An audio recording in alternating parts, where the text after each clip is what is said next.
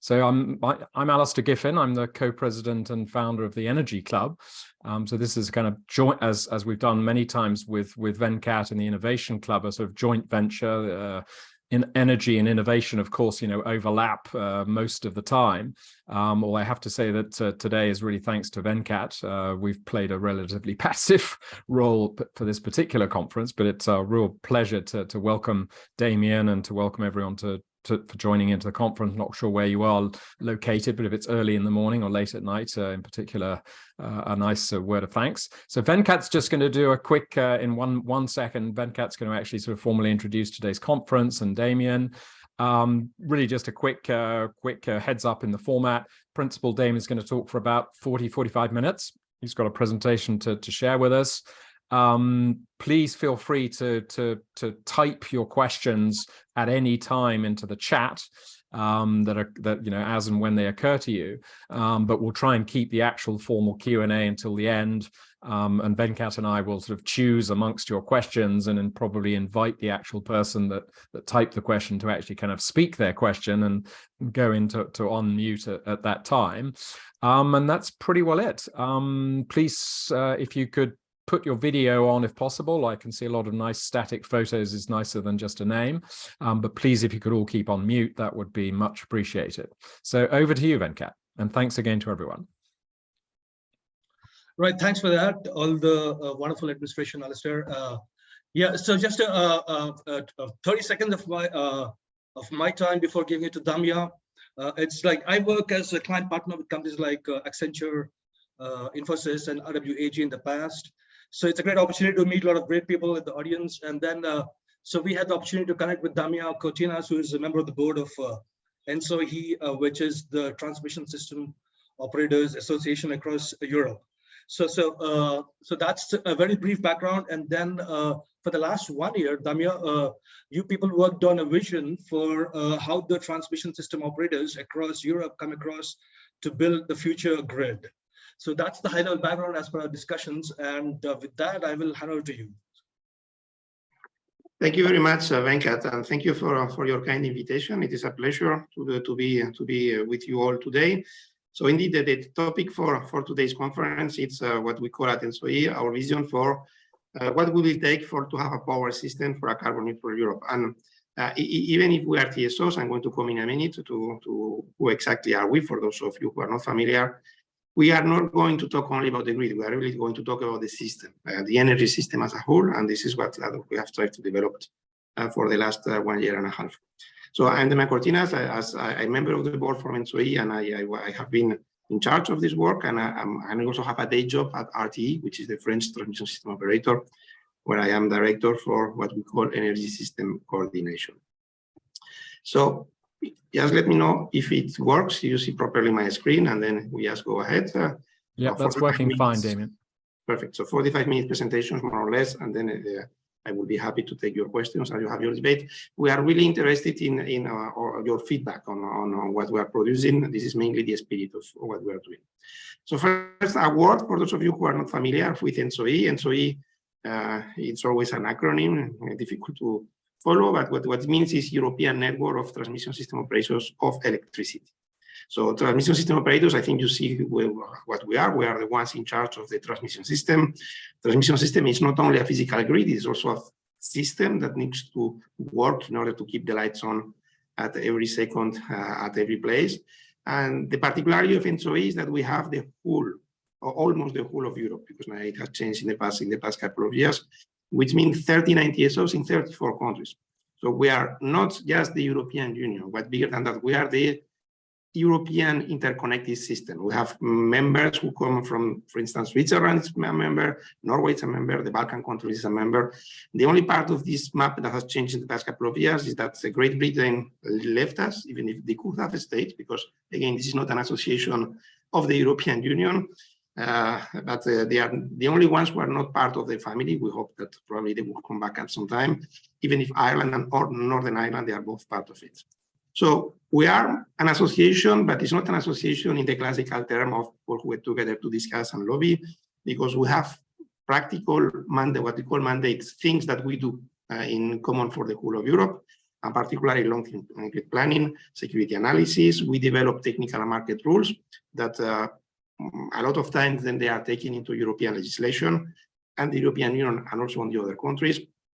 And we develop together European platforms, and we do a lot of standardization and research.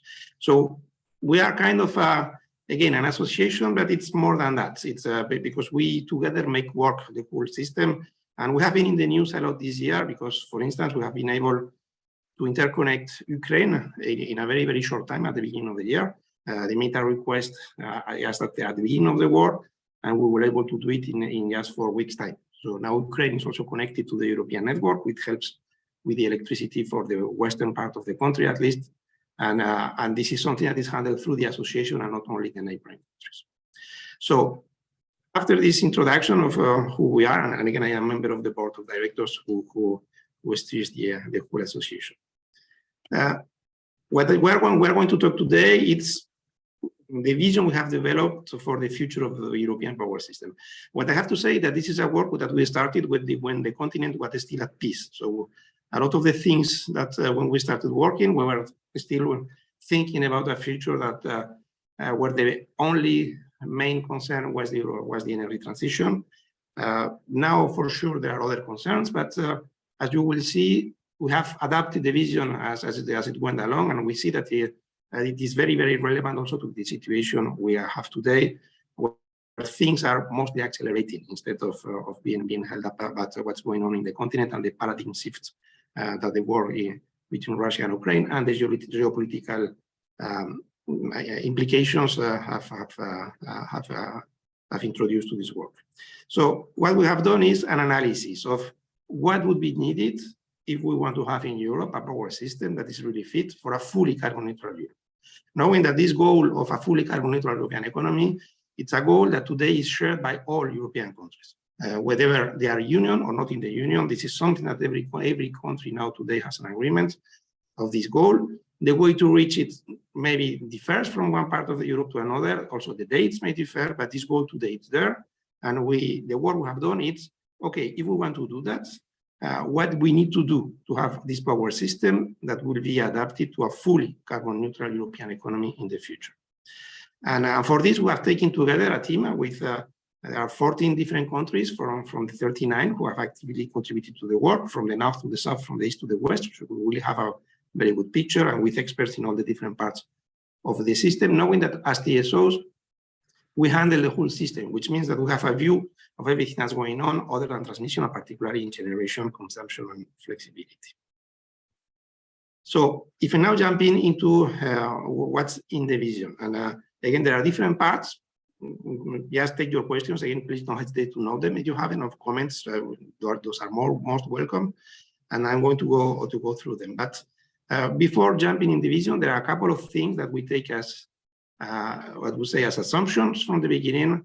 And one of them is that if we want to go carbon neutral in an efficient way, electrification is clearly the most efficient way to reach carbon neutrality for a majority of cases. This is an example, but there are a lot of similar examples. If you take 1 kilowatt hour of renewable electricity when you are carbon neutral, and you want to use this kilowatt hour to transportation, to go from one place to another, if you go directly through electricity to electric vehicle, you are going to use, in the end, 0.65 to 0.75 kilowatt hours of this kilowatt hour of renewable electricity that is going to be a final energy used for transportation.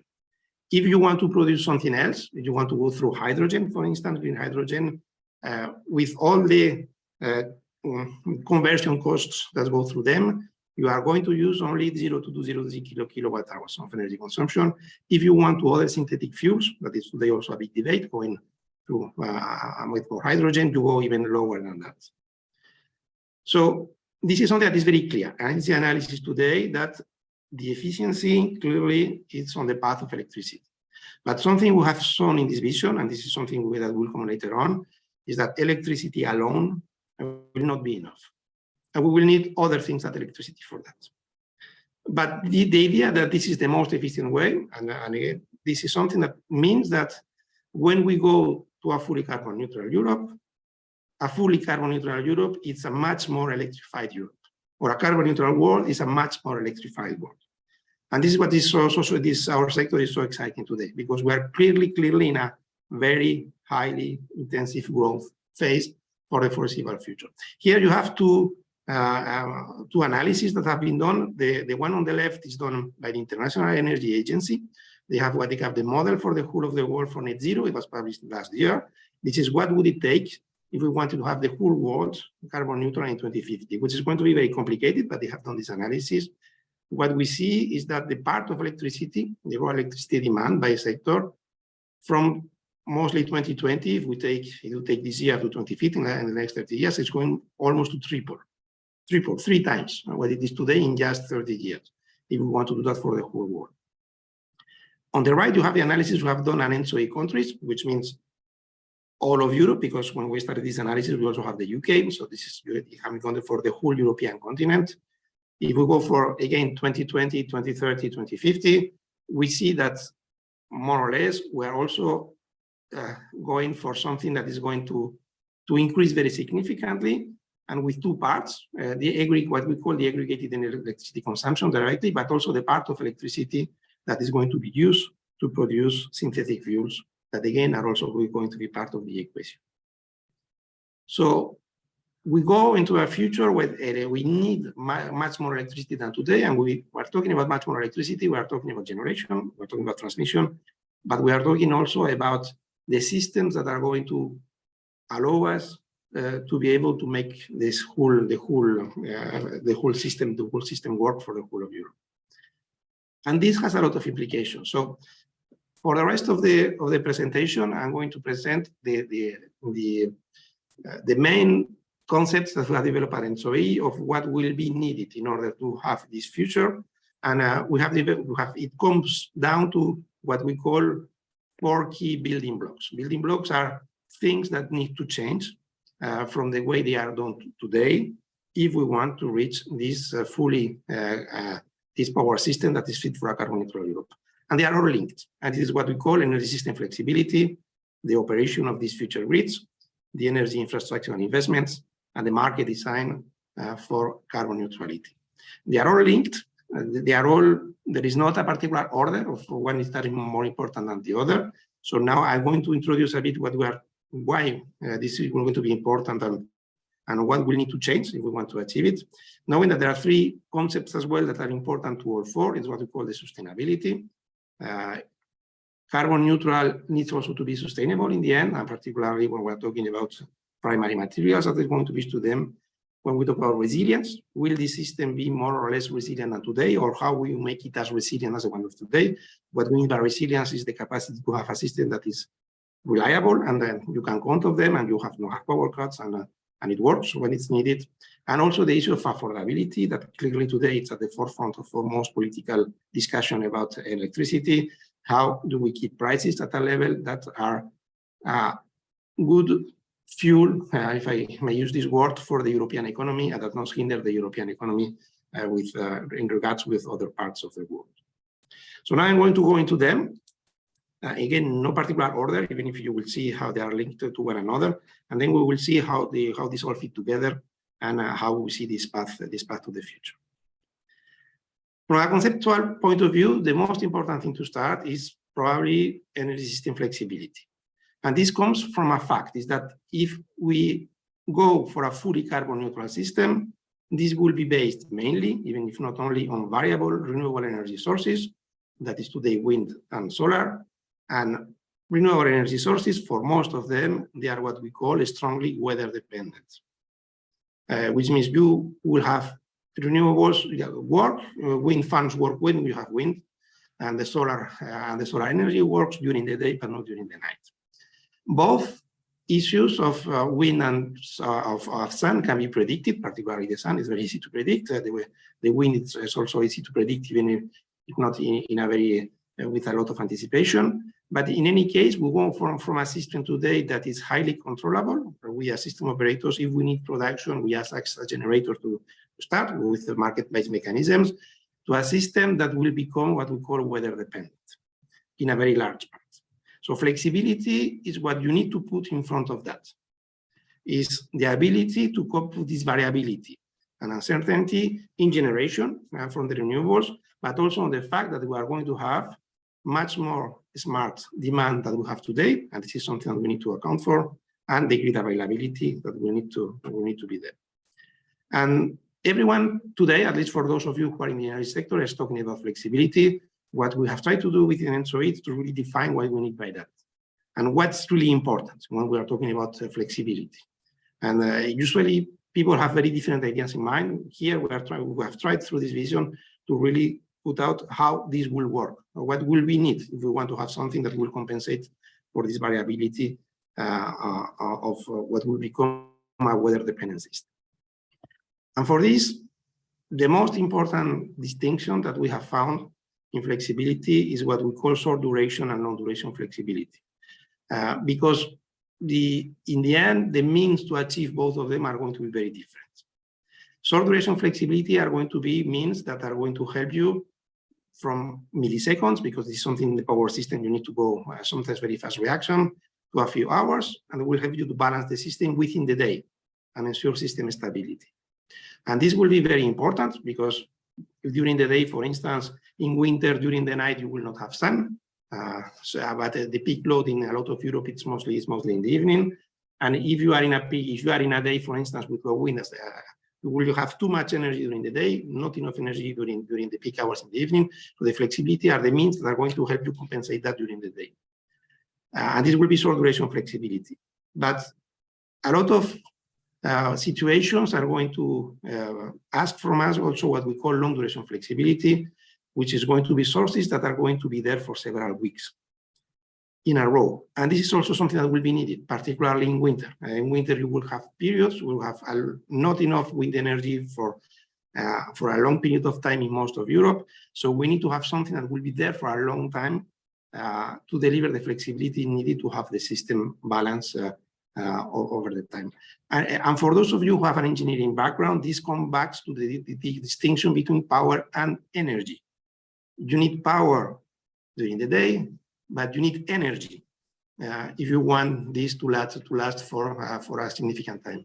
And not all flexibility resources are suited for this long duration flexibility. This is either is the Association of Regulators of Energy from Europe. They made an assessment on that. The duration here that we see which one of the sources are going to be adapted for real time, for during the day, or maybe a couple of days, or for the month of the year. And what we see, for instance, demand-side response, that today a lot of people see as the solution for flexibility. It will be part of the solution, but with demand-side flexibility, you will never have enough energy stored in order to be able to last a few weeks. And there you need something else. And the storage is the same. Batteries, they can have a lot of power, but they have very few energy inside of them. Mostly, for instance, if you are talking about electric vehicles, you will have batteries that will be used for flexibility. A lot of power, not enough energy. Hydro storage, you go most into energy. And then here you have the explanation of why everyone is today talking about hydrogen. The economics of hydrogen in Europe is because this will be the source that is going to provide the high energy density that you will need for this kind of periods to balance the system. And then you have the electricity network that is going to help with the idea of the interconnection between large areas that compensate with one part of the other. We will have an explanation, maybe I'm not going to go too much into the details, that explain this idea of, because this is something very important. Again, in Europe today, a lot of people think that demand response is going to be the solution for everything. And with the electric vehicles that you will have in their homes, if you will do something smart, they will compensate.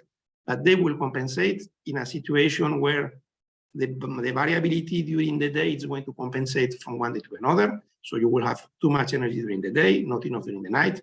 You will store this energy with a market-based mechanism, and it will go back during the evening, and you will have a system that will work, even if it's fully renewables. And it works.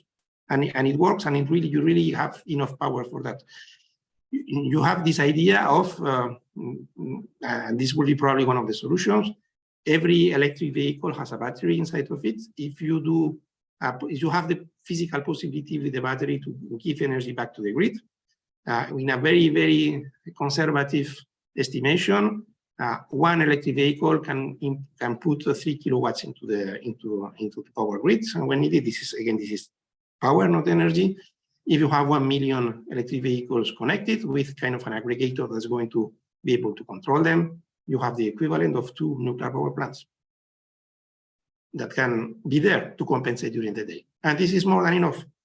And 1 million, it's a very, very conservative assumption. If particularly, you know that in Europe, we are going to a direction where in the future, a very significant part of the vehicles will be electric, of maybe another fuels, but probably mostly electric, particularly the small ones, the ones who are connected to the grid. So again, this will be very useful. But the problem is if you have a situation where you have an imbalance that is going to last for several days, it's not going to compensate fully because you don't have enough wind in winter, for instance, this will deplete very quickly. In a couple of days, you will not have enough energy into the system to refuel these electric vehicles that people can use them as cars. And in a couple of days, you will have a problem and you will have a real imbalance. This is a simulation. In the third day, you are going to start having not enough energy into the system to compensate. And you need something else. And this something else is one of the key messages of our vision. This something else, you don't have that many possibilities today, but you have a few that you need to take into account. And again, if I take this example of this electric vehicle, these 3 kilowatt hours, they usually last for just 1 hour. These 3 kilowatts, they just last for 1 hour. So if you have your 3,000 megawatts, but only within 1 hour, if you need it for a full day, you divide by 24. If you need it for 7 days, you need to divide by 7. You go down very, very quickly with the amount of power that you can take away from these electric vehicles if you need them for more than just a couple of hours.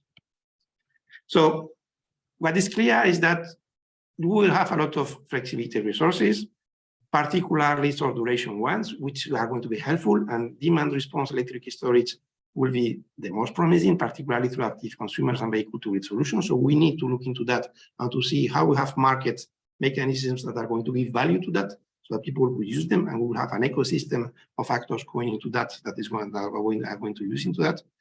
But there are very few potential sources today of carbon neutral long duration flexibilities, because this is what we use fossil fuel power plants today. And the most promising are what we call carbon-free dispatchable generation. It's mainly hydroelectric. Hydroelectric is going to be a gold mine in the future because this is the perfect dispatchable energy resource. It's fully carbon neutral and you can use them when you need it. So this is going to have a lot of value. But the problem with hydroelectric is that in most of Europe today, we are saturated. It's going to be very complicated to build more dams or to have more possibility to do it. There are projects in Spain and in Italy, but most Northern Europe and Central Europe today, it will not be possible to build more.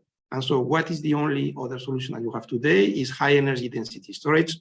And again, the only promising solution we have today is hydrogen. And what is clear is that you will need to develop this at the same time as you are going to step down the fossil fuel power plants of today, coal, so sorry, even if there are very few today still existing, but there are particularly in Eastern Europe, and then mostly natural gas. So this needs to be really coordinated. And something that is clear as well is that the grid development and interconnections will be one of the keys as well, because it will have to compensate the fact that these variations, they are not always the same in the full of Europe. If you have a grid, you can compensate the north with the south, the east with the west. Usually when you have a high pressure area in Europe, it's not for the full of Europe. You have it in Germany, usually you have wind in Spain. If you have it in Nordic countries, usually you have wind in the eastern countries. So the grid is also part of the solution because it will help to use the excess of energy in one part of the continent in another. And we have demonstrated that this will lower the overall need for flexibility needs. Something that is clear is that with this, if you look at where the flexibilities are going to be tomorrow, today, most flexibilities are the hand of transmission. We as TSOs, we are control the generators, but also mostly big ones that are used for flexibility. Tomorrow, there will be in distribution from demand side, and there will be in other energy sectors, for instance, with hydrogen, which means that we have theorized this future as what we call a system of systems. We will have a lot of different interconnected systems, the transmission being one of them, but the cooperation with other parts, particularly with distribution and also with other edge sectors, will be one of the keys for this future. And also something that needs to be pointed out, even if it's politically very tricky still today, even if the situation is changing, is that we are talking about a future with mostly renewables, or all renewables, as a lot of countries are going, some countries in Europe, and particularly the one I think a lot of us are based today, that is France, see nuclear generation also as an energy source that is certainly not renewable, but is carbon-free and is dispatchable. And it's clear that having a mix from nuclear and renewables, it's a way to lower the overall cost of the system, because you have a base of production that is going to be there when you need them, will need flexibility, and you will have then the flexibility that will come from renewables and the other energy sources. When we started this work, it was mostly only France. Today, clearly, a number of countries are really considering going back to nuclear, again, because we think this future, it's a way to hedge the bets and to have something that will be much easier to manage, and probably with a cost that will be lower overall. And particularly in France, the analysis we made at RTE, we show that this overall system cost is lower if you put a significant part of nuclear power plant, nuclear generation into the mix. Again, this is politically complicated today in Europe. This is why, as ENTSO-E, we're not pushing for that, because there's clearly not a consensus, even if clearly, again, some countries are clearly going to this direction, and I will have to discuss the situation in France at the end of the presentation if you would like to go into this direction. I spend more time in the flexibility part, because probably this is the part that interests you most, as I have seen from the profiles. We have other parts that are also important. I will go back to markets as well. Probably will be another part important for you. Know that in the vision, we have also talked a lot about our work as system operators, and the fact that operating a system tomorrow is going to be something very different from what is operating a system today. And this will change our business at TSOs. Today, mostly TSOs, we work in a national basis with a lot of coordinations through what we call RCCs. RCCs are regional coordination centers. There are entities that we have put up in order to help us coordinate different countries among them. Tomorrow we'll go into a system that will be much more complex with this idea of the system of systems, where the operations will need to be coordinated between transmission, distribution inside every country, but also with other energy sectors, particularly with the green gas network operators that are now coming into place, and also with things like heat and other energy sectors that will come into the mix. And we are doing a lot of work at ENTSO-E. Again, this is probably not the main point for today, on how are we going to do that in particular. And the how, this is just a slide that I explained, is going to be mostly through innovation and technology. And we are working a lot with vendors, particularly manufacturers, because again, the solution will be for this will be a lot into the automation, particularly the artificial intelligence part that we are going to help to manage the full system, the power electronics, that will have what we call grid-forming capabilities that will help for the stability of the system, and also the possibility of forecast, particularly the weather, but also the consumption in the future. And this is something that needs a lot of real time and a lot of intelligence into the system. And this is something we are working on. And again, that will be bigger than TSOs. We are going to need to work with distribution operators and with other energy sectors in order to make it happen. And this is going to be a big part of our work for the future, even if I'm not going to go more into this this morning. A third key pillar or key building block for the future is going to be investments. This is something very important for us as TSOs, is that we will need significant investments for this energy transition for two reasons. The first one is that a lot of the generation will not be at the same place tomorrow if it is today. And particularly, you have on the right the offshore generation. One part of the solution for this carbon neutral Europe will be the development of offshore wind power plants, because they are much more reliable as energy sources, and also much less difficult to put in place regarding populations than the one that are onshore. So here you have the plans we have today, what we call the priority offshore grid corridors, that include all sea basins of Europe today. And we are talking about very, very significant investments in order to build this generation, but also the power grids that are going to connect them between them, and also with the continent, in order to bring this energy into the consumers. And the onshore grid is going to evolve very, very significantly, mostly because the flows are going to change. The generation will not be at the same place, which means that the flows is going to change all through Europe, and we need to adapt the system, the power system for that. But also because, again, the stronger the interconnection, the most you can balance what's going on in different parts of the continent. And what we have demonstrated at ENTSO-E is that, for instance, in the 2030-2040 timeframe, 6 billion a year investments in cross-border capacity storage and picking units. This is more or less what we estimate will be needed. Produces a 9 billion year increase in socioeconomic welfare. What we call socioeconomic welfare in our jargon is the fact that with this investment, you reduce the overall cost of the energy system for the whole community by this amount. So you put 6 billions and you get 9 billions in overall cost reduction. So it is very efficient, but it needs a lot of things that probably a lot of you are into it. There are two main things that comes into how to do that. First is the capacity to finance that, because as TSOs, this is much bigger than what we are used to do in terms of our investments with our own capital. So for TSOs, this is going to be a big issue for the future, how to finance that.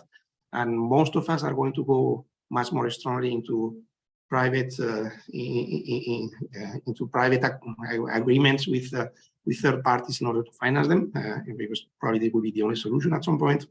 But also the acceptability for the public, because this is an infrastructure that goes into the countryside for the part that is onshore. Even offshore, we're starting to get difficulties in some areas of Europe, even if they are far away from people. And we need to work into how to explain the necessity of this infrastructure if we want to have, again, this fully carbon neutral future for you. In planning and investments, we are also going to need to develop a lot of integration between different parts. And this is also something that this is more internal again to our business. But what is clear is that today we have mostly a national level of planning for the electricity needs, with a European level that have been developed a lot, particularly through ENTSO-E, in the part of electricity. This part today it's fully up to date, and we do at ENTSO-E what we call a 10-year network development plan for the whole of Europe.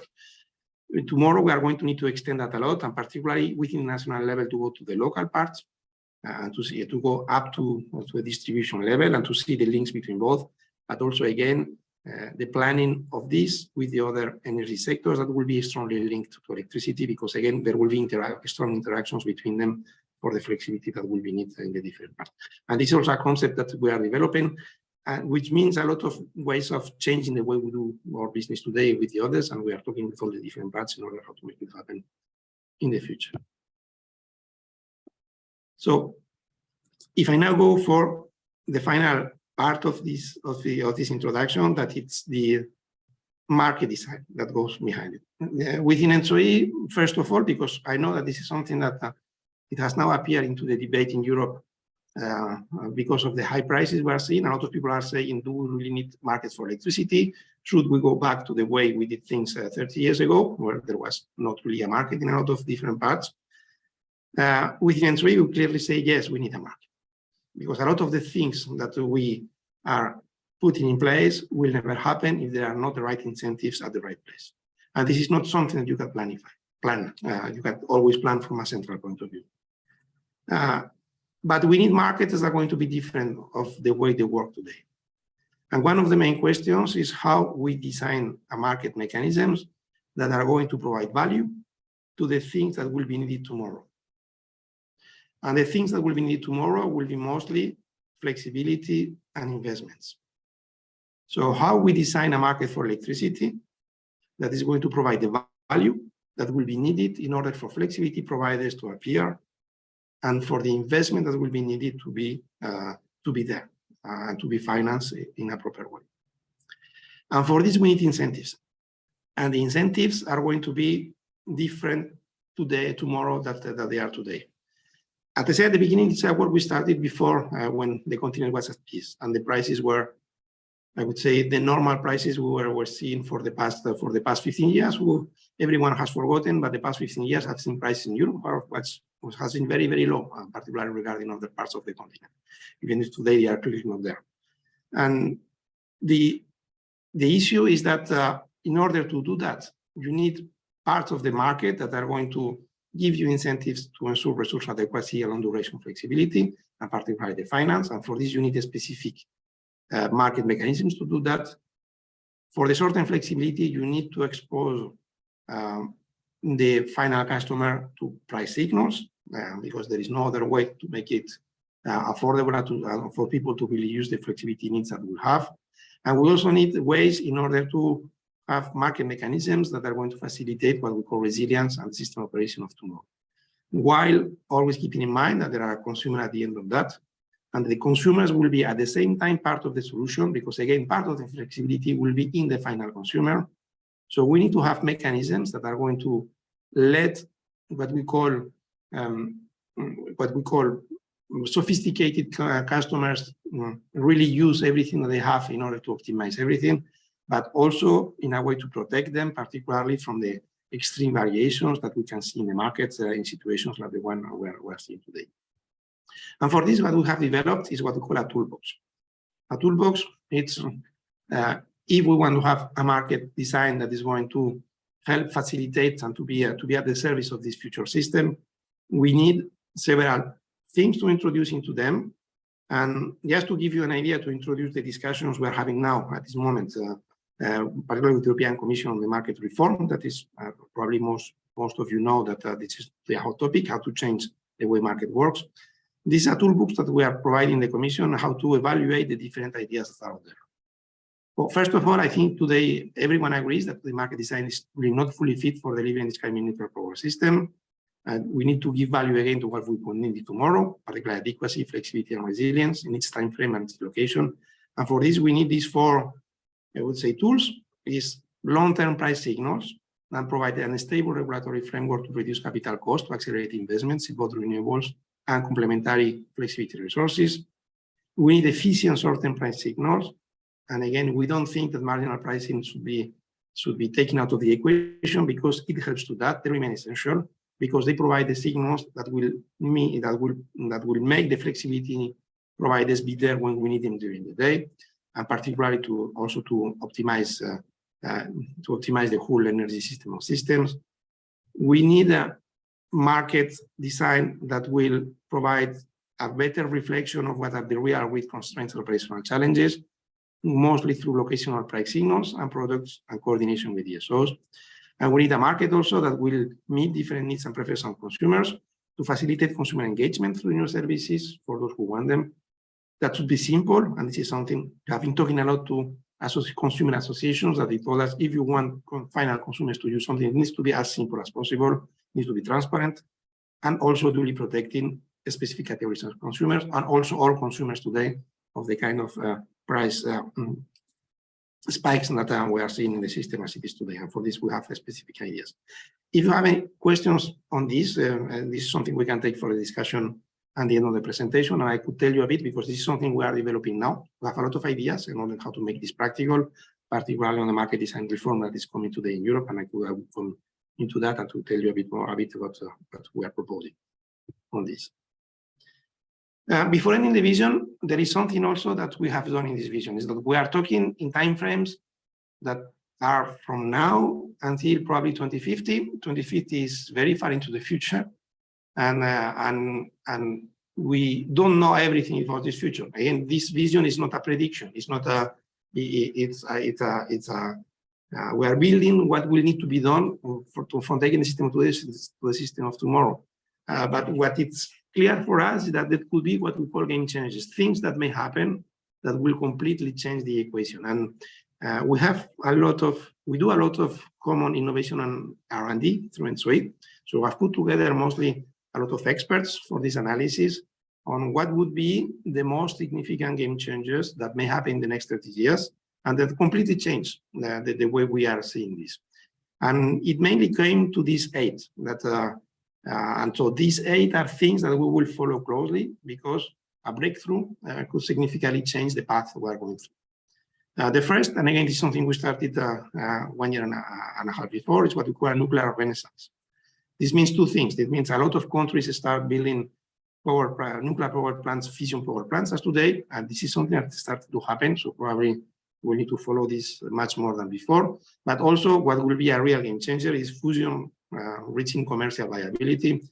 There have been some breakthroughs, in particular in the US, in the past month. We are still far away from that. Most people tell us that even 2050 will not be there. But again, this will completely change the game if one day we are able to have a fusion reactor that is commercially viable very far into the future, because again, we will have an infinite fuel that will be there because we'll use seawater in order to produce electricity and energy in it. But we don't really see it in the next 30 years, the fusion part. The fission probably yes. Superconductivity, there are a lot of breakthroughs that are coming, a lot of companies working on that, a lot of startups, some breakthroughs. This could probably be there, but maybe not in a very significant way, but this is something we're following on. What we call the slower uptake of hydrogen, what will happen if hydrogen does not live up to the promise? This is what we call a negative game changer. We're assuming that hydrogen will be there. What happens if it is not? This is something we have analyzed as well. We don't think very probable. We have spoken again to a lot of experts a lot of experts in academia, in the new actors, in new economic actors of hydrogen. Everyone is very confident that the technology will be there. But again, we are not completely sure what will happen if it's not. The carbon capture and storage solutions, if we had developed easy ways to store carbon that will allow to continue using fossil fuel plants a bit into the future. This is not something we see as a very promising solution. First, because the energy balance is not very good. And secondly, because since the war in Ukraine and the situation with Russia, something that is very clear today in most of Europe is that the energy transition is not only a way to clean the planet, but also a way to make a European energy much more independent for the rest of the world. And the idea of going green is that you produce your energy locally more than coming from. So if you continue to use fossil fuels, you continue to have this dependency in other parts of the world who are not always the most stable on a geopolitical way. So again, this is not something we see as part of the future also for political reasons. What we call the supergrid, there are stronger connections with the rest of the world, and particularly with Africa. And even there are projects on transatlantic links and these kind of things. And we see this much more in the future. The prosumers and microgrids movement, if they take on, what will happen? For this game changer, what I have found is that this will not be a problem. This will be more part of the solution because they will become providers of flexibility. So we think there are a lot of, in analyzing this at the beginning, we saw it maybe as a game changer that could go into put the system in another direction. But what we see is that in fact the development of microgrids and prosumers would be probably a way to bring more flexibility into the system. So a very good development. The one which probably the most important one is if someone finds a way to store energy in a way that is at the same time cheap and with high energy density, other than hydrogen, even cheaper than that, a lot of R&D going to that. This will completely change the game for sure, because it will remove most of the barriers we have today, and it will be a real breakthrough. So this is something we really think should be one of the key R&D areas for the future in Europe. And something that is very broad, but also very important, digitalization. We go into a future that is much more pervasive than today. This is very difficult to foresee because it's very difficult to see where we lead, but it's again something that also should change, particularly the way the system is handled. Even if we include a lot of it into the vision, particularly in the way we operate the system, this could have disruptive effects, but that are difficult to foresee today. So the conclusion of all that, if I know when would you take everything together, I have just 2 slides to finish, is that, so what will the future look like when we put everything I have said together? First of all, just a reminder, in a fully carbon neutral economy, electricity will be the main and most efficient energy carrier, but it will need to be coupled with other energy sectors, particularly for flexibility needs. Electricity alone will not work. You will need these links with other energy sectors. So this system of future will be based on 3 key elements, and all will be essential for a sustainable, resilient, and affordable power system. You will have carbon neutral energy sources that will provide the bulk of our generation, for the most part weather dependent. The only ones who are not will be hydroelectricity and nuclear for the countries that will develop. System flexibility resources that will need to complement this variability of generation and consumption, and to address the increase in complexity, and the power grids that will connect the generators, consumer flexibility resources, and will enable this fully integrated European energy market. So we see this future power system at the same time as a system of systems, again, with different parts that will need to work together. The key for that will be innovation, cooperation, and interoperability. So this is very technical, but it will be one of the keys for the future. And we see system operators as key enablers, as facilitators who have a role that will evolve. And this is important also for the transition for us, how to make this future system work. And we also see a system that will need at the same time more European coordination and more local dimension. A lot of the things I have shown today needs more coordination at a supranational level, but a lot of the things need to be fine-tuned also to the local level. And those, there are a lot of discussion. I assisted to a panel recently of, do we need more centralization or decentralization? What we found is we need both. And we need to make it work. Some things will need to, the solution needs more integration. Some things, the solution will be a more, a system will be more tailored to very local specificities. And for these transition operators, we think we are very well placed to that. We can provide the link between this European and local dimension with the help of ENTSO-E and with the help of our DSO friends. So our main conclusion is, how do we get there? And our main conclusion today, this is something we clearly say, that we, as the association of all the transmission system operators of Europe, we believe that a power system for a carbon neutral Europe is possible and is within our reach. But there are 4 things that need to change in order to make it happen. We need to develop significant system flexibilities, both short and long duration, that will need to be timed with the phase out of fossil fuel generation. You need to have them when you take down the fossil fuel generation at the same time. We need an operation of the system to rise up to this challenge of, this is more internal work, but it's something that will need to happen as well. We need a regulatory framework, plan and permitting procedures to facilitate the deployment of investments and encourage efficiency and innovation. And we need a market design that will provide value to what will most needed tomorrow. So when we present this work, and again, this is something we finished after the summer last year, we see this as a call for action. Is that we are talking into the future, but we need to start now. We want this to make it happen, because and to transform this vision into reality, what we need is stronger cooperation across the whole energy industry. So what we propose with this work is to start a debate. What we want is to start a discussion with other energy actors. What do you think about this? How we will put it in motion? How we put in place the kind of cooperation that we need in order to make it happen? And this is what we're doing today. And also this is, for me, part of the interest of the discussion today, to get your views as I would say, with the specificities of the INSEAD alumni that is extremely rich and varied on how do you see this. And I'm really looking forward to the discussion and the debate and your questions on this.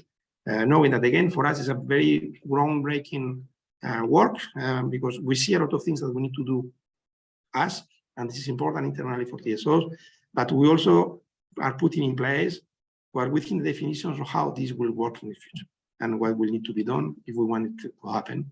And we want to put us clearly into this path of a carbon neutral Europe with a power system at its heart.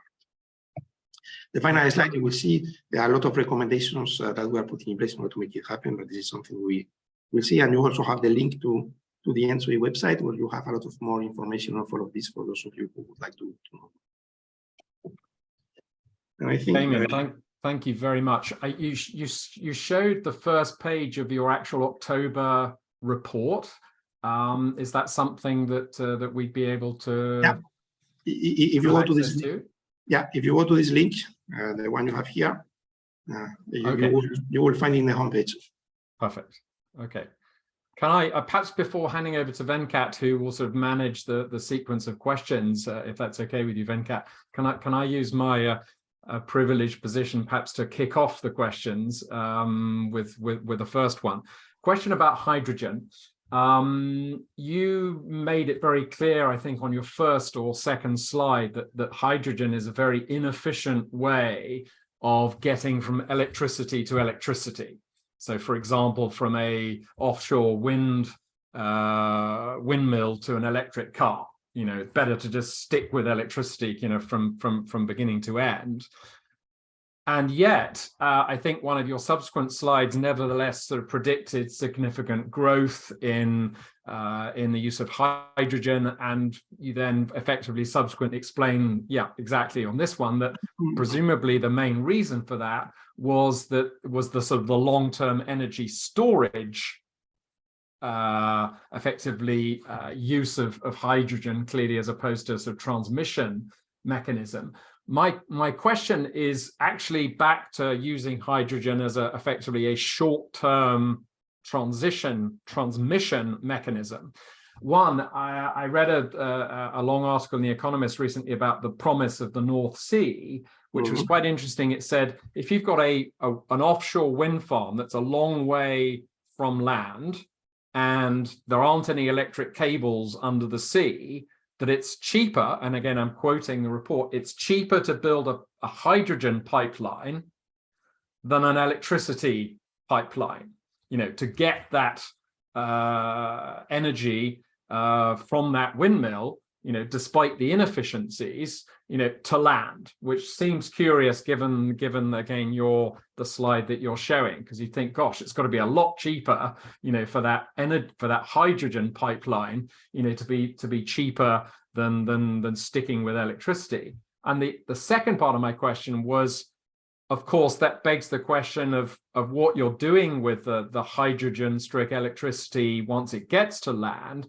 If you're charging cars, then again, presumably that's not good news for hydrogen. But if you're running, for example, a steel plant, and you need the hydrogen because the electricity, isn't much good for, making steel, then presumably that changes the equation. So I guess my question is, and again, of course, in your game changer, you threw out the red flag of, oof, maybe all this promise of hydrogen actually just isn't going to work.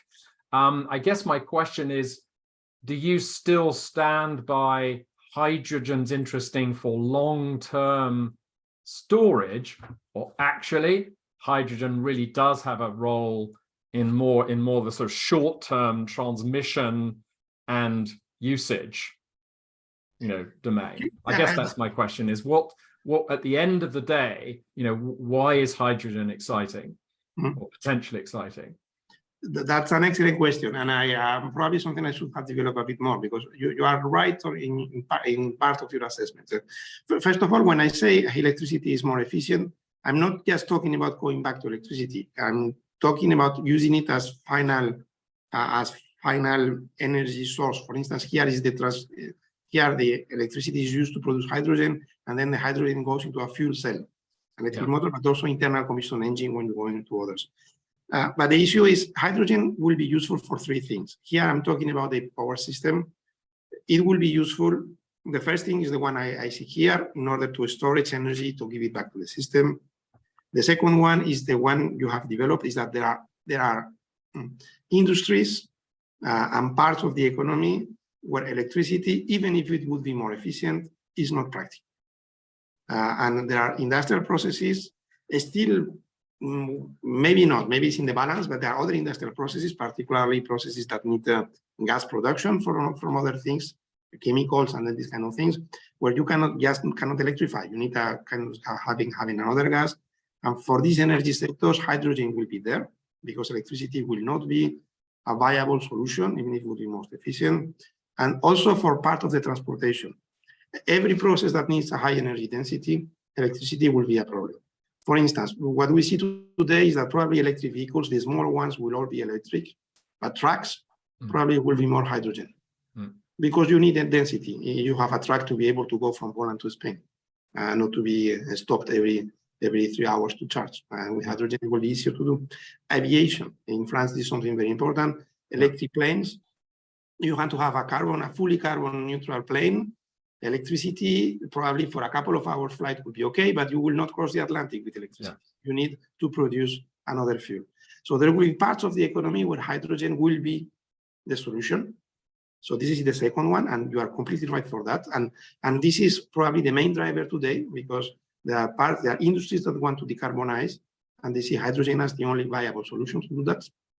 And the third one is the one you are introducing, that is more complicated, but it's true that when you have wind farms that are very far from the coast, one part of the solution could be to do hydrogen. But again, the solution that we see is not doing a pipeline. We saw this article from The Economist and we reacted to it.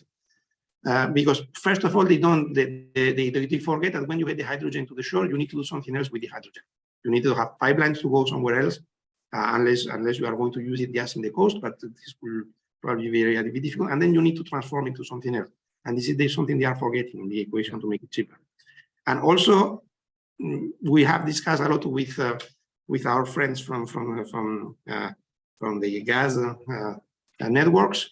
A pipeline is rarely cheaper than an electricity line, because when you take into account all the costs and not just the pipeline itself.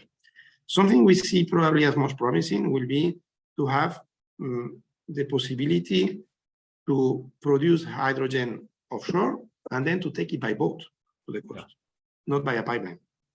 You know, all the boats today that are used to transport LNG, they could be retrofitted to be used into hydrogen, and this boat could go anywhere where you have you have the how do you call it in English, the metanier, the transformation units at the coast.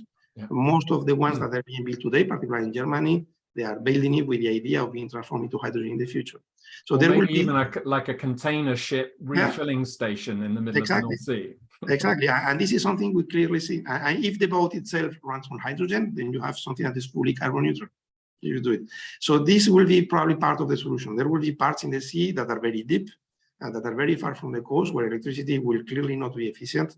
And then you could just produce the hydrogen inside and transport it. But we see it probably more by ship, by container than by a network, and then put it to a port somewhere in Europe and going into the gas network to be used for, as a final destination.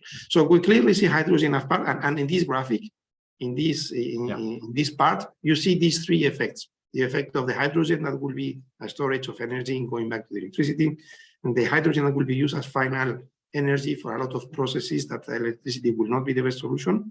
And you see also hydrogen for the places where you cannot transport it. You cannot transport electricity easily, and you will use hydrogen instead. Excellent. Thanks, Damian. So hydrogen needs to be there. So that's. I'm going to hand over now to Venkat to basically sort of pick and choose from a long list of excellent looking questions, and perhaps invite the person that typed the question to effectively speak their question as they do that. But over to you, Venkat. Right.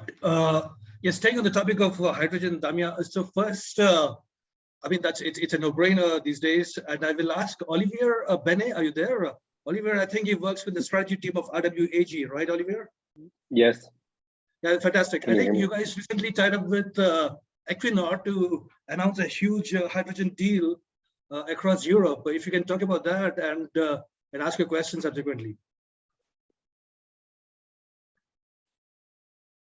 I mean, that wasn't my primary question, but let me have a go at it. I think the question mark becomes on hydrogen. Where will the hydrogen come from? Where will it be produced? And how will each country contribute to this transition to hydrogen? I mean, you have mentioned the offshore production and so on, but if not produced with offshores, generally you aim for lowest cost of energy to produce your hydrogen initially. So do you have a view on the European continent? Where might be the main hydrogen production hubs and how this will transfer?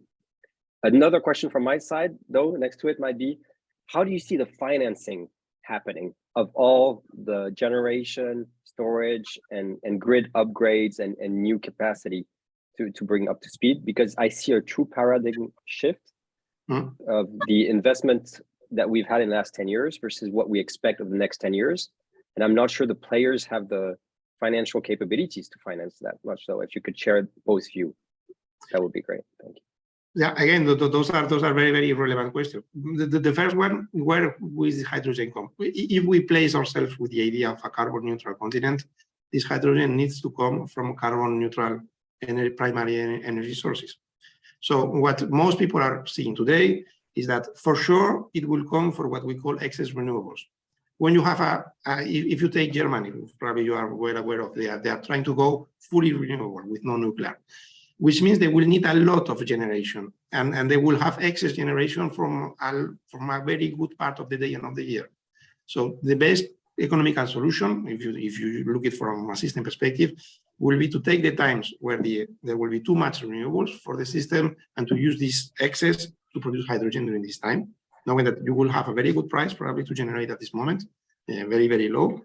And then this hydrogen again to be used when you need it and to give it back a part of the system afterwards. That's for the countries who are going to go for renewable.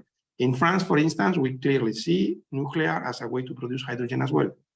And with the same idea that you will have probably too much excess nuclear at some points of the day of the year, and you can use it for that, or you can even have, nuclear and the economics are base load, so you can have a part of the base load for nuclear going to hydrogen in permanence. This should be also cost efficient. The third idea is to import hydrogen. Hydrogen can come by boat, so it can come from anywhere in the world. The main discussion, that is more a political one that is happening today in Europe, is please don't, it will not make sense to impose to the whole of the continent to go carbon neutral and then to import hydrogen from other parts of the world who are produced from fossil fuels. So probably they could come from other parts of the world. And for instance, North Africa, they have a lot of projects, even if the political instability is a bit complicated, to use solar power to produce hydrogen to export it to Europe. And again, you don't need electricity links for that. You can use boats to do that, which makes that they can also come from other parts of the world. So where it be produced, it will depend. Probably all European countries will not be placed in the same way to do that. Those who have a lot of coast and offshore possibilities will become the powerhouse of Europe. And again, you mentioned the economies. You have a very interesting article on this recently that is very much on point on the fact that they will produce much more electricity, energy in general in the future than today. Countries who have nuclear will probably become bigger producers of hydrogen and also the imports. This may change the balance between the countries, and then you will have the issue of how to transport the energy, both electricity and maybe part of it also of hydrogen. The second question on financing, clearly this is an issue for tomorrow. And clearly, when I was talking about 6 billion a year of investments by TSOs, only for interconnections and offshore, this is much bigger than we are used to handle, and probably will be too big for the financial capabilities of TSOs. So we are clearly changing our mindset of this, even if this is something that is taking some place, in order to bring external financing into the equation. TSOs usually like to finance ourselves what we do because we have a very regular income and it's very easy for us to get finance. But here we are going very far away of what would be possible. So we will need to innovate on the way to finance this kind of infrastructure, which means to innovate also on the way they are remunerated. Because when we are talking about external financing, we also talk about a way to get the money back that probably will need to be a bit different from today. For transmission, this will clearly be part of the solution, and particularly in offshore. And this is more or less something every TSO is coming to terms to it because it will be very difficult to do otherwise. For generation, it's a bit different because this is a topic you know probably better than me, so I'm sorry I'm not going too much into it. You could be more explained to me than the other way around. But for generation, what we see, you need to have long-term incentives into the market, and this comes into the discussion of the market design we're having today in Europe. How to have incentives from market mechanisms that are going to provide stability to the revenues of generation tomorrow in order to be there. But again, generation is also part of the very huge investments we need tomorrow, renewables and also nuclear for the countries who are going to this direction. Great. Thank you very much for the presentation and your answer. Really appreciate it. Thank you. Yeah, thanks for that, Olivier. And on a related note, I just take it off few offline. We will talk about, because I was thinking potentially to invite Kunal Chandra, who's the Chief Strategy and Sustainability Officer at RWAG for a subsequent conference. So we'll talk about that. Staying on hydrogen for one last question, excellent question from Frederick Lanchon. Frederick, I think you work for Saipem, which is again a huge giant in the energy space. So I'll let you talk. Are you there, Fred? I've lost my connection for a minute.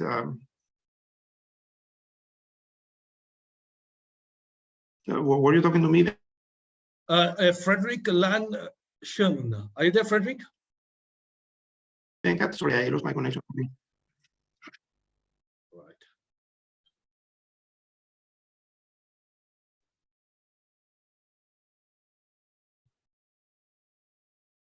Oh, we seem to have lost Frederick. Right. So let's different one. Let's park that. Right. Let's switch to nuclear. I mean, Olivier Vassino, are you there? If you can speak out, that'll be fantastic. Yeah. Good morning. Good afternoon, everyone. Thank you for the presentation. Super clear. You mentioned a couple of times during your presentation things about nuclear, about its cost that could help, its low cost that could help transitioning from a current situation to a carbon-free long-term situation. So I would like you to stress on this transition and perhaps give your opinion about why this energy source is so unpopular in Europe, and also maybe explain perhaps about the safety and a comparison between a nuclear plant and what it would take in terms of safety to build all this hydrogen plant and transport. Thank you. I'm going to go on first question, and I will give you some hints about the second. The first question: why this energy source is so unpopular? Again, I'm talking as a transmission system operator. We are not in the business at TSOs of running power plants, but from a system point of view, as something that is working in France for 30 years, and seen this debate with other countries as well. Well, it is unpopular for two reasons: because it's not renewable, and because of the safety concerns following the accidents that took place in the past, particularly in Japan. Even if this is something that has never even been close to happen in Europe. But again, you have a public perception in a lot of countries. That is not the case in France. I would insist on that, at least what I see. But in a lot of countries, this perception that nuclear is energy of the past, again, because it's not renewable. And even if it's carbon-free, it's not renewable. You cannot say otherwise. Damian, can you explain what is the production, the carbon production per kilowatt per type of energy? I believe I've read, and maybe I'm wrong, but I've read that nuclear is one of the most low carbon energy production, even comparing to other so-called carbon-free production. I see where you are going, but we're seeing this in France, and I would like you to open a little bit. Yeah, I'm talking as ENTSO-E first, but even if we'll be talking also a bit about SRT, but probably as RT, I don't have the same score. But something that is very clear is this debate of the total carbon cost of an energy source, including the fabrication and the decommissioning. This analysis that a lot of people produce, we are highly skeptical about that, because they don't take into account everything. For instance, today when you say that renewables are very carbon efficient because you spend a lot of carbon to fabricate them, to manufacture them, the people who do that, they assume that the technologies to produce them, they are not carbon neutral. In the future, there will be. This is a process. The process of fabricating a wind farm is also a process you can decarbonize as well. And the people who do that, they don't take this into account. So this full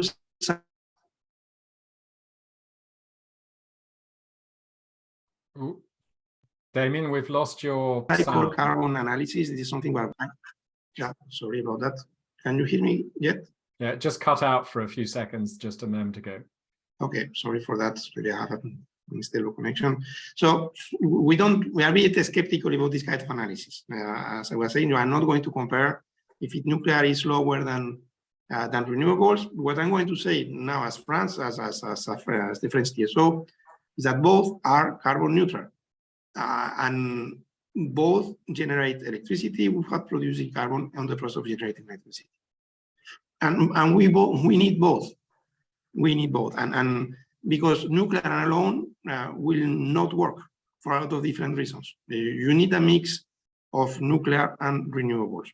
And renewables, you can say what you want about the way they are produced. They are clearly cleaner than the gas power plants. And this is the thing that they are replacing more than nuclear. Renewables are going to replace gas power plants in the future. So we clearly go into the path of decarbonization when you go into this direction. Most countries today, when we talk about nuclear, now they are either slowing down for those who were in the path to diminishing the nuclear part of the generation. They are either slowing down or even reconsidering it. Countries like Belgium, countries like the Nordic countries like Poland today, they are going into a direction of saying we need nuclear as well, as France has been saying for some time today. But again, nuclear will not be enough. So we don't compare nuclear to renewables. We need to compare both to the carbon generation that we have today, mostly gas and a bit of coal today. The second question, I think, sorry, can you remind me? Safety. What about safety? Safety. This is something I'm not very comfortable discussing because this is really not my core expertise. It is very complicated to compare both. Clearly, hydrogen today has some safety issues because the fact that you have a fuel that can explode. Everyone reminds that at the beginning of cars, you also have oil and petrol inside, and at the beginning they also kind of explode. We have discussed with a lot of experts in the industry. They think that these kind of issues, they are not very complicated to solve. This is what they are saying. Again, I am not an expert on that, so I will not go into that. And as for nuclear, what is clear is that nuclear can be very safe if you take all the necessary precautions that you need to do that. I think France is a very good example. We have been using nuclear power plants for 40 years, and we have never had even something that is close to an incident. And it's not just luck when you have this number of power plants. But for this, you need to have something like, for instance, a very independent authority. And this is what happened this winter. This authority has closed down a lot of EDF nuclear power plants. This has been very bad for the country, for prices and for everything, but they have done it because they are really independent. And this is part of the solution. You need someone who is able to say, you do things this way, and I don't have any political pressure to do otherwise. This is something a lot of countries do not have, a truly independent nuclear authority. Probably this will be part of the solution in the future. Thank you, Damian. Thank you so much. I got that. Let's move to the question of money. So in terms of, Damian, you mentioned 6 billion euros per year investment from 2030 to 2040. Mm-hmm. So that's creating returns of 9 billion per year in terms of socio-economic benefit. So I'm just making notes that, and the plan is to invest in cross-border capacity, storage, and peaking units, right? Mm-hmm. If you can explain more about that, because finally we all need to make money. So that's first question, and I'll tie it back to Michael Whitley. Are you there, Michael? Right. So he's asking a question, do the bottom-up or gridless game changer scenario change the nature of the 6 billion investments we must take? Right. And what are the returns predicted? So let's talk about these investments more, Damian. Yeah, this 6 billion a year, we can separate them. Again, this is not total cost because we are only talking about cross-border capacity, storage, and peaking units. We also have other costs that are internal to each TSO. What I can tell you is that this is more or less what we see will be needed in this period. And what we talk peaking units here are mostly either hydrogen, the hydrogen coming back to the electricity system. So incentives for hydrogen that will be there not only to produce hydrogen for final uses, but also to give back to the electricity system. And this will need particular investments. Peaking units are that. And also, as I talked at the beginning, on hydroelectricity for some countries who are not saturated and who have big plans for that. They are mostly Spain and Italy, who have still capacity to build hydroelectricity. Hydroelectricity will be the golden generation way in a carbon neutral future because it's perfect from every point of view, except from the acceptance from people who may have a problem of having the dam besides. But again, in those two countries, they think they have places where they can do it. Hydroelectricity also in the Nordic countries, they don't see, and they probably will not build any new facility because they are more saturated, but they can extract more power from the facilities they have. So this is something they are clearly going to invest into that. But other hydroelectricity is mainly hydrogen in the future. Storage will be the storage facilities that will be needed for that.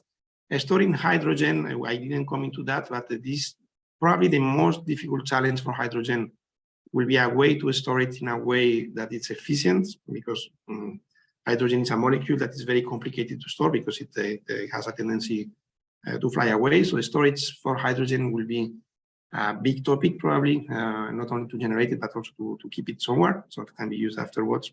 And again, cross-border capacity, there are the power lines from TSOs. On the question of will microgrids and prosumers reduce the demand for transmission, the answer is clearly not. And we have been talking to associations of prosumers in European associations who are really working on that. Even then, they don't see us being out of the grid. This was kind of a dream at some time, but they realized that to be fully independent for the grid, you need to be able to compensate absolutely everything in a local loop, which is simply not efficient. You need to have generation during the night. If you have more solar plants, you need to have a lot of storage. This storage, when you do it in a very local solution, is going to be batteries, who are not very clean if you go into that and not to the kind of storage. What most European associations of prosumers have said, they see a future where they have this local community connected to the grid, and they are very interested in providing services to the grid and get remunerated for that. On the fact that when they have excess generation, they will provide a service to the grid, and this is something we really see them as part of the solution, because they can put together a lot of small things in their community in order to provide a service that is meaningful to the system. So it's not local communities against a self-run system. It's one of the conclusions I put together. The future, we will need a local dimension, and this will be probably part of it. But we also need a European dimension. We need to connect them all in order for the whole to be efficient. They need to be connected, and they realize themselves that today. That is the one we are together. Right, got that. Let's move to the next question. Ben Lynch, if you're there. You took the effort of putting in a long question there. Please go ahead. Hello, good morning. Thank you very much for your presentation. It's very interesting. Just in terms of all the IT, OIT you need to develop this smart grid, it comes from scratch, and you need a huge number of devices at the client level at home and so on, in all the devices to produce electricity on the grid and so on. Have you any idea how many years we need to create these hardwares and software? And with Europe, with many rules, many countries, do you think we can achieve this in 10 years? First of all, we are not going from scratch. Particularly TSOs, we are highly connected and highly automated today. We have what we call a SCADA system. We have devices that go almost everywhere. We have our fiber optic networks that usually follow our power lines. So we have, as TSOs, we have a lot of the infrastructure that will be needed to that. It's the distribution level we don't have that. I agree. And in distribution, they are really working into that. It's going to take a lot of time. Particularly DSOs, they are developing smart meters almost everywhere today. In France, where most of you are based in France, you know that this is something that Enedis is now is well underway, and the smart meters will be part of the solution because you have a connection possibility to the DSO and then to the TSO as well. So you have this link. What we really think as TSOs and DSOs are coming to that as well is that there will be room also to other connected devices within the home, particularly for electric vehicles. So we see. This is the point. Sorry, for the 1 million electrical car, I agree. But how much devices you need and to have a communication in two ways and so on. What we need for that, it's a business model that makes appear a new actor that we call aggregators. That are we as TSOs, we will not be able to handle 1 million different cars one by one. We are not done for that, and it's not our business. What we need is a company in the middle that is going to have a business model that a few are already starting to do that. That is going to install some kind of a smart device at the home. It's going to have a contract with the owner of the electric vehicle. So a contract will be something like, I guarantee you that even in the middle of the night, you have your car at least half charged, and at 8 in the morning, you will have it full charge. And with these two constraints, I do what I want in the middle. What I want will be, and then we will ask the aggregator to provide a service. We need 10 megawatts from this hour for this hour. So We will pay the aggregator. The aggregator will activate the electric vehicles. They will give money to the electric vehicle your owner, who will have a completely passive income, nothing to do, get money, and everyone will benefit. This is the business model we need to put in place. But today we don't have the market mechanisms that are finely tuned for that. And one of the main things we are discussing now, particularly with the Commission, with the market design reform that is going to come, is we need to put market mechanisms that will allow an ecosystem of aggregators to emerge. Yeah, okay, thanks. This is the business model we see, and the economics are there, but we need to have the market mechanisms in order to make it profitable as soon as possible. Clear, thanks. There was a nice story from the recent storm in the US, where a family sort of lost in the middle of nowhere, who'd had their electricity literally cut off, literally survived. I'm not just talking about, kept the TV on. They literally survived because they thankfully had fully charged their large electric pickup.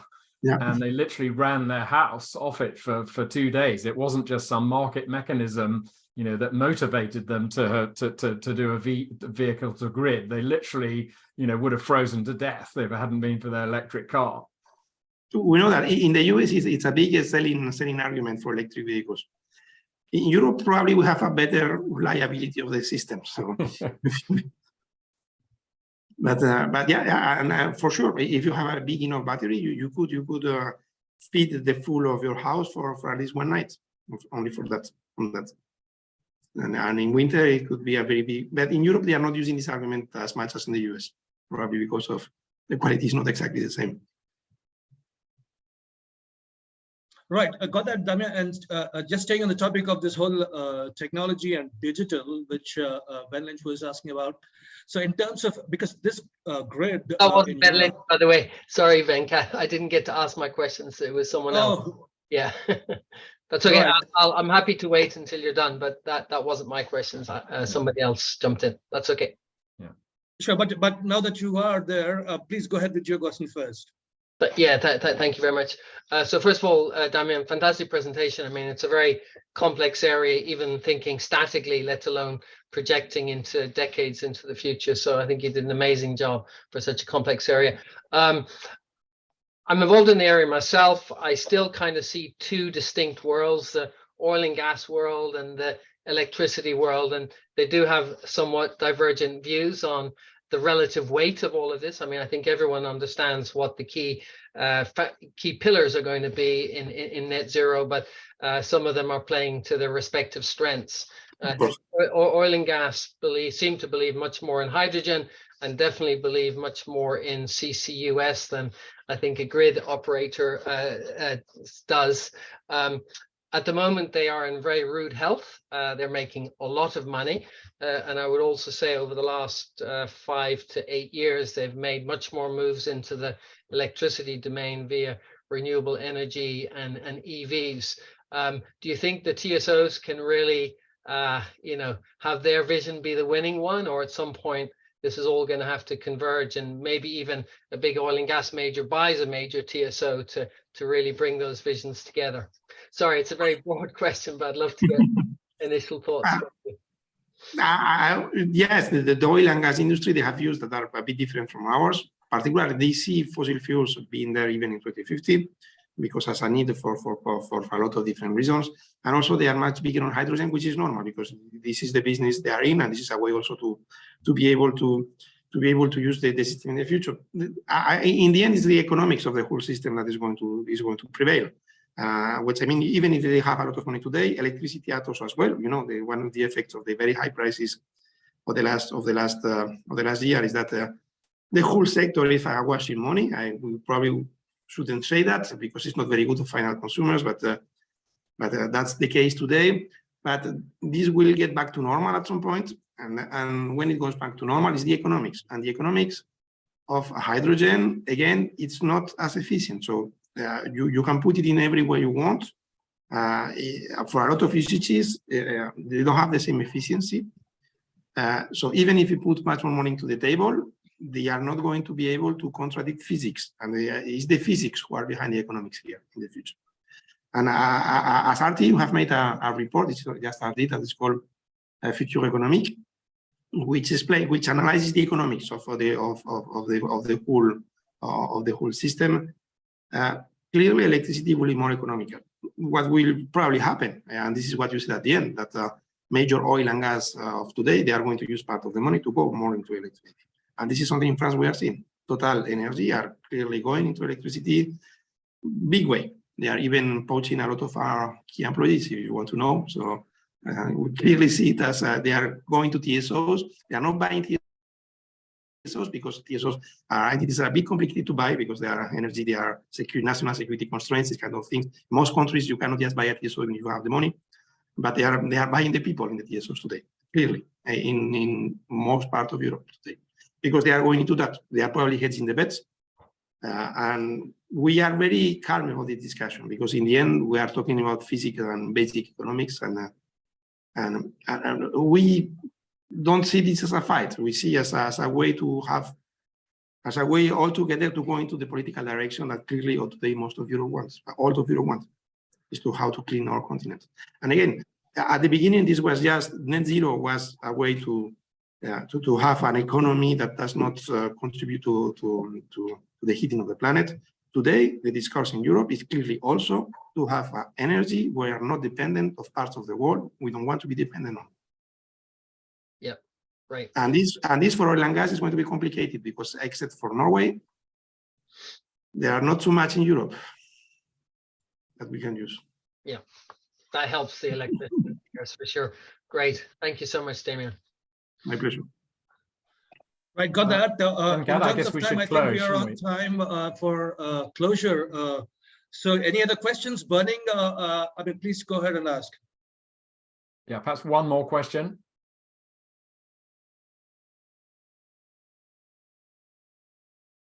Right. So I guess we can all close. And thank you, Damian, for this great presentation. We'll keep in touch. And thank you, Magali and Alistair. It's fantastic coordinating with you as well. And I posted on the chat again a reminder of Damian's link to ENTSO-E. It's just Thank you for the lively discussion. Do you hear me? It's been a real pleasure. Are you able to hear me? I have a burning question. I'm sorry. I don't know if you can hear me. Yeah. All right. Yeah, we do. Girish, please go ahead. Girish. Yeah. So I have a simple question. I mean, in the presentation, somewhere you mentioned about the EV as a source of for the grid. Mm. So can you little bit explain how is this going to change the landscape for the charging? Yeah, very shortly. This is something I may address you a link because I need to go to another meeting. I'm very sorry about that, but I cannot stay more than that. Yes, it's going to change, but we need two-way charging for that, and we need an ecosystem of aggregators in order to be able to do it. This is the short version of the answer. In ENTSO-E, you have more, and I will be happy to go into that. But I really to leave you. I have my yes, sure. Can we have the slides, please? Because I need to go to. Yeah, sure. Thank you very much for that presentation. In terms Can we of have the slides, the Venkat? call has been recorded, so Magali will send out a link to the recording. Thank you again. It's been a real thanks, Damian. Thank you. Thank you very much. Thank you very much, Damian. Hey, Alistair, is the slides available, by the way, of these sessions? No, yes, but there's going to be a recording. Yeah. You know, there'll be a video recording. All right. That Magali will send out in a few days. Perfect. Thank you very much. Thanks everyone for joining. Good question.